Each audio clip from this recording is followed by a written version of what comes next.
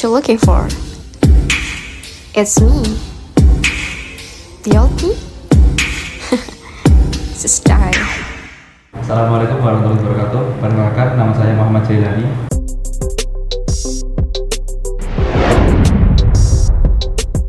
Saya Anissa Nur Afifah.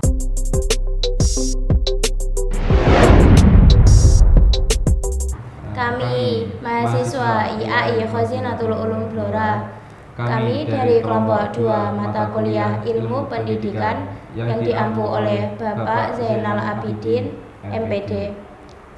Baik, kami akan menjelaskan tentang landasan pendidikan. Secara bahasa, landasan berarti tumpuan, dasar, atau alas. Jadi, dapat disimpulkan bahwa landasan pendidikan adalah asumsi-asumsi yang menjadi dasar, pijakan, atau titik tolak dalam rangka praktek pendidikan dan studi pendidikan. Berdasarkan sumber perolehannya, terdapat beberapa jenis landasan pendidikan, di antaranya 1. Landasan filosofis. Dalam pendidikan, landasan filosofis merupakan landasan yang berkaitan dengan makna, hakikat, perwujudan. 2. Landasan psikologis. Dalam pendidikan, landasan psikologis sebagai suatu landasan yang dijadikan sebagai titik tolak dalam proses pendidikan yang membahas tentang psikis manusia yang selalu mengalami perkembangan. landasan sosiologis dalam pendidikan adalah dasar dalam penerapan pendidikan yang bertolak pada interaksi antar individu dalam kehidupan bermasyarakat. Landasan historis dalam pendidikan adalah landasan yang menjadikan fakta sejarah sebagai dasar dalam pengembangan pendidikan, baik menyangkut formasi tujuan, rangkaian pengembangan materi dan evaluasinya. Landasan kultural dalam pendidikan adalah landasan yang menjadikan nilai-nilai kehidupan sebagai dasar dalam pengembangan pendidikan. Selanjutnya, tujuan dan fungsi landasan pendidikan. Terdapat tujuan dan fungsi landasan pendidikan di antaranya 1. Tujuan landasan pendidikan. Sebagai sebuah dasar tumpuan, tujuannya adalah sebagai berikut. 1. Menguatkan fondasi sistem pendidikan menjadi lebih berkualitas. 2. Mencapai tujuan pendidikan yang telah dirumuskan. 3. Membangun sumber daya manusia yang lebih cerdas dan berkualitas. 4. Menciptakan pola kerja dan pola pikir yang selaras di dunia pendidikan. Fungsi landasan pendidikan. Adapun fungsi landasan pendidikan adalah sebagai berikut. Yang pertama yaitu sebagai tolak ukur kualitas suatu kebijakan atau program pendidikan. Yang kedua, sebagai fondasi dasar yang harus dipegang teguh oleh pendidikan dan tenaga pendidikan.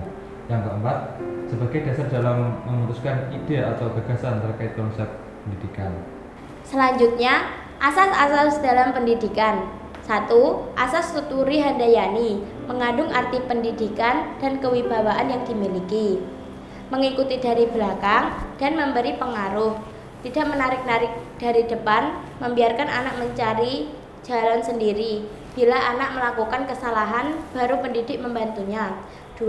Asas kemandirian dalam belajar diartikan sebagai aktivitas belajar yang berlangsung lebih didorong oleh kemauan sendiri, pilihan sendiri, dan tanggung jawab sendiri dari pembelajaran. 3. Asas tanggung jawab bersama, kewajiban terhadap sesuatu dalam pengembangan pendidikan.